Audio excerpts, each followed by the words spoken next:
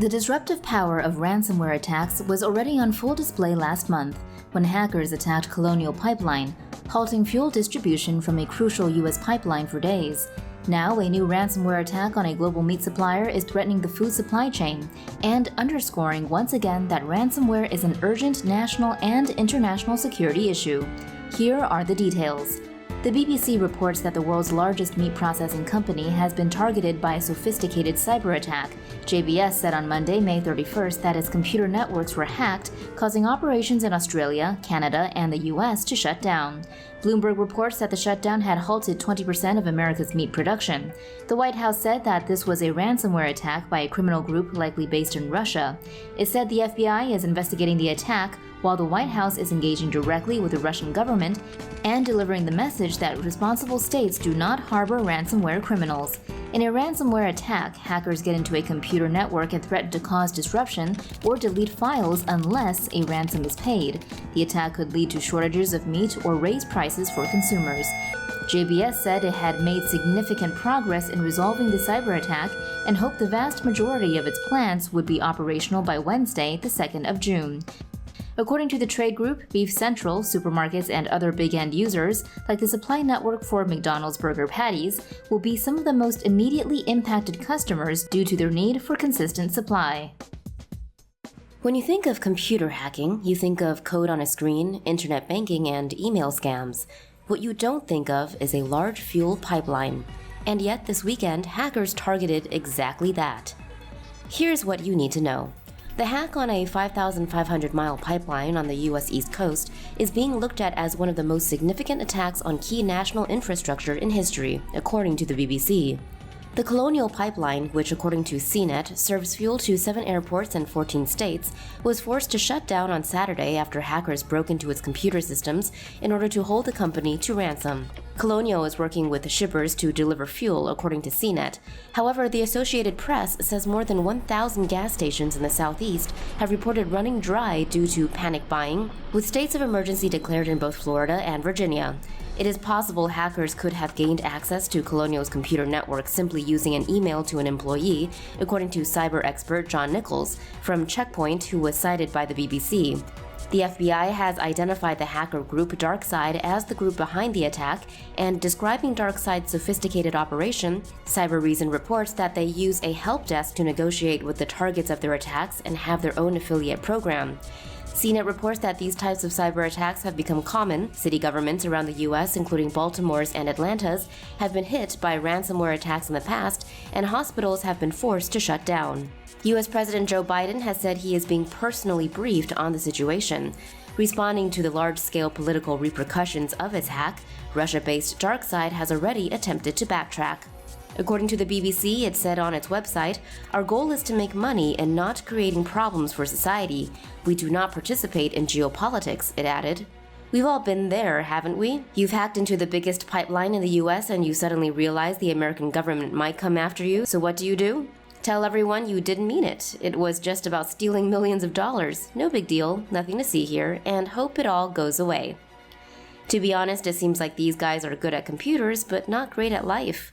A 22-year-old computer geek from the UK is being hailed a hero for stopping the global spread of a ransomware attack that began last Friday.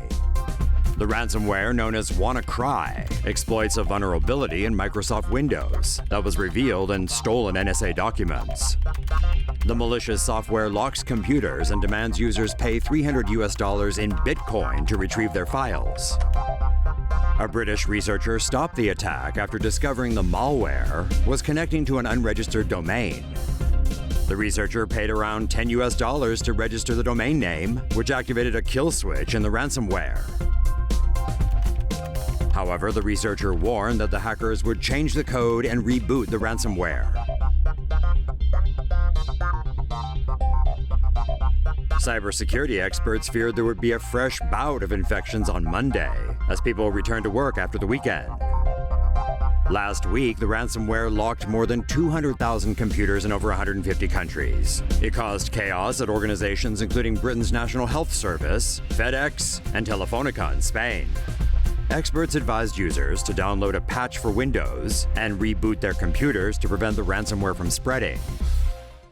The U.S. government is increasing its efforts to protect election databases and electoral systems from hackers in the run-up to next year's presidential elections. The Cybersecurity Infrastructure Security Agency, or CISA, which is part of the Department of Homeland Security, issued a statement and a set of guidelines in order to prevent next year's election from being compromised. The agency warned that hackers may try to target voter databases and attempt to manipulate, disrupt, or even destroy voting data by conducting ransomware cyber attacks. In a ransomware attack, hackers lock a computer with malicious software until someone remits money, usually in the form of cryptocurrency, to the attacker. CISA said in a statement that they will be working with the Election Infrastructure Information Sharing and Analysis Center to provide remote vulnerability scanning and risk assessment for state governments upon request.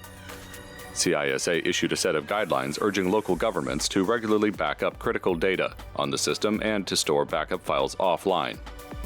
However, an unnamed senior Homeland Security official told Reuters that there is no standard regulation stating how often backups should be created. CISA also urged local governments to have a clear plan to address the cyber attacks and to request assistance from their agency or the Election Infrastructure Information Sharing and Analysis Center if attacks occur. The U.S. Army will deploy 2 task forces with the ability to fight across the information, electronic, cyber, and missile domains in the Pacific to counter China. Reuters reports that Army Secretary Ryan McCarthy said at a Brookings Institute event on Friday that the multi-domain task forces will be established in 2 years. According to the Brookings Institute, the event is part of a series on how the U.S. Army will modernize to confront near-peer competitors in the Indo-Pacific region. Although McCarthy did not specify any locations, Bloomberg News speculates that those units will likely be based on islands east of Taiwan and the Philippines. Citing McCarthy, Reuters reports the U.S. Army intends to neutralize all the investments China and Russia have made. China's military strategy calls for blocking U.S. naval forces from entering the Pacific through the first and second island chains. The People's Liberation Army intends to achieve this by utilizing surveillance satellites and building up its arsenal of anti-ship ballistic missiles. The task forces would potentially be armed with hypersonic missiles and other weapons capable of attacking land and sea-based targets. Reuters reports that these units will help neutralize the capabilities China and Russia now possess. The U.S. is currently fighting a massive hack that came to light on December 13th when Reuters reported that hackers had gained access to U.S. Treasury and Commerce Department emails. Since then, officials say that at least 6 government agencies were infiltrated and thousands of companies were infected with malware. The highly sophisticated hack was first discovered by a cybersecurity firm called FireEye. The company found that it had itself been hacked, meaning that the hackers could have hacked the powerful tools FireEye used to access top-secret systems. Researchers later found that SolarWinds software was at the core of the hack. They believe a SolarWinds product called Orion spread the malware via its own software updates. Once downloaded, the malware signaled back to its operators where it had landed. In cases where access was especially valuable, the hackers then used it to deploy more active malicious software to spread across its host. Part of the problem is that most people don't even know they have parts of SolarWinds software running on their systems or on systems they use every day. For more news animations and explainers, hit the subscribe and bell button to join the TomoNews family. Thanks for watching.